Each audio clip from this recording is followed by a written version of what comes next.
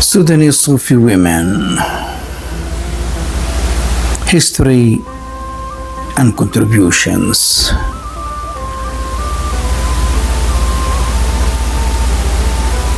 Um-Maryyom bint Muhammad Al-Qaddal.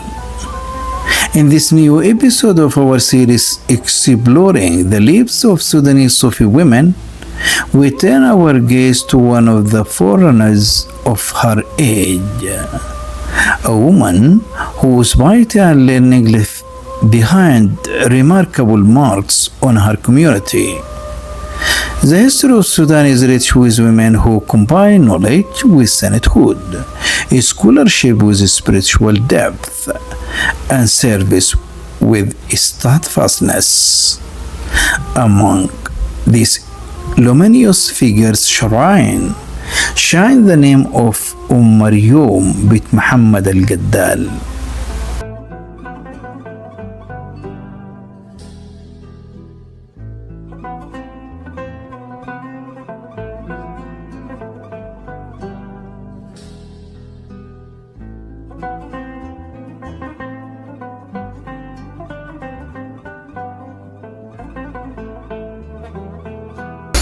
Her full name was Um-Maryyom Muhammad Al-Qaddal, and she went better known as Um-Maryyom.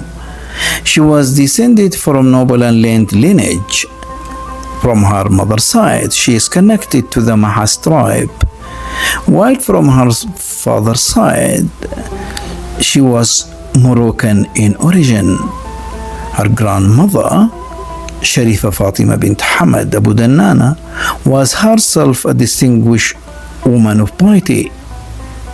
Within her family, Um-Maryyom was surrounded by saints and scholars. Her uncles included Sheikh Hassan Wad Husuna and the great Wali Sheikh Idris Wad Al-Arbab. She distinguished herself as one of the most accomplished students of her time in Quranic sciences. In Quranic sciences, fiqh and legal studies. From an early age, her upbringing in a household steeped in tasawwuf, righteousness, and religious learning prepared her for the influential role she would later play.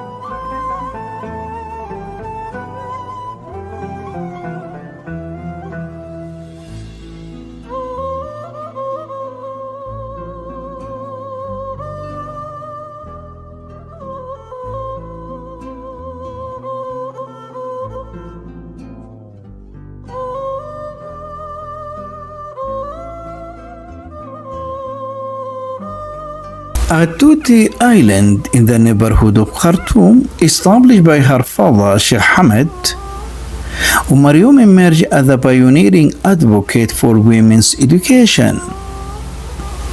Her voice carried weight not only because of her noble lineage, but also because of her personal commitment to spiritual refinement and scholarship. She inspired countless women to pursue religious knowledge, and her reputation spread far beyond her immediate community.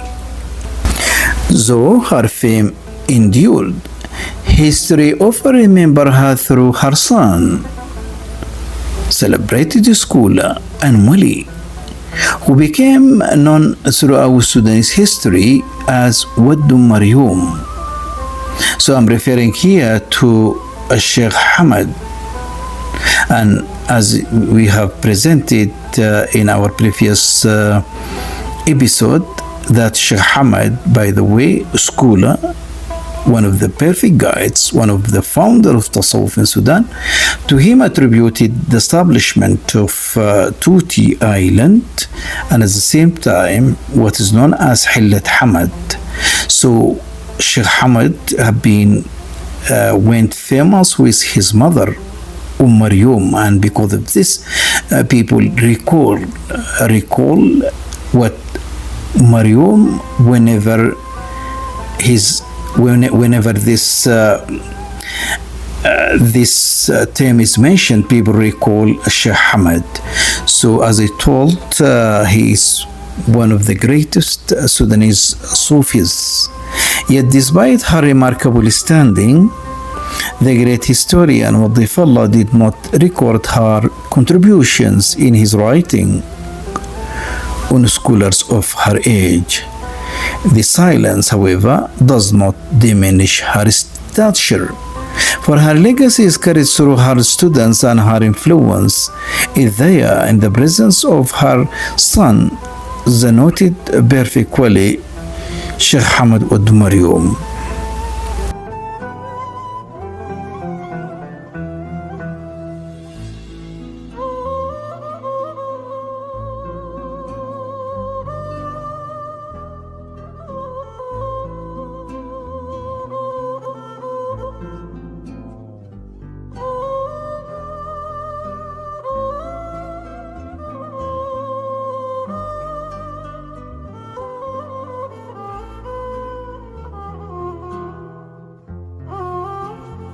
However, Um-Maryyom bint Muhammad Al-Qaddal thus represents a bridge between family heritage and personal achievement, between scholarly rigor and spiritual illumination.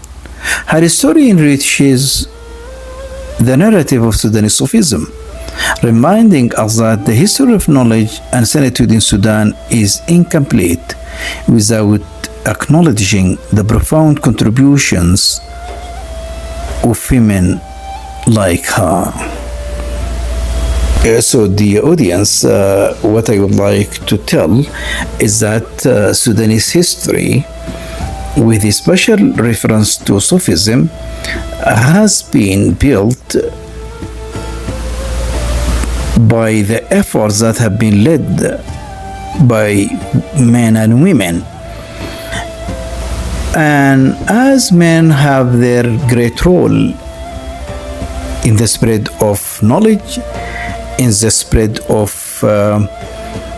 Islamic teachings, in the spread of education, we find from the other side women like our present figure, Um-Maryyom. And before her, we have come across Fatima bint Jabir.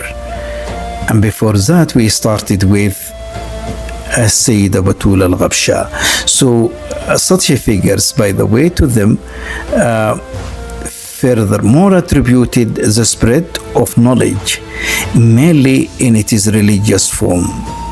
And because of this, my mission, as I told, throughout these recordings, throughout these documentaries, is to bring into light such great efforts that have been played and such great contributions that have been done by these great women from that far time during French Sultanate, passing through Turkish rule, going to Mahdiya era, and then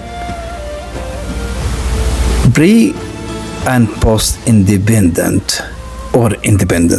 So as I told, I try in that humble and simple way to inform the audience, to inform the world about that great achievements that have been done by these great women.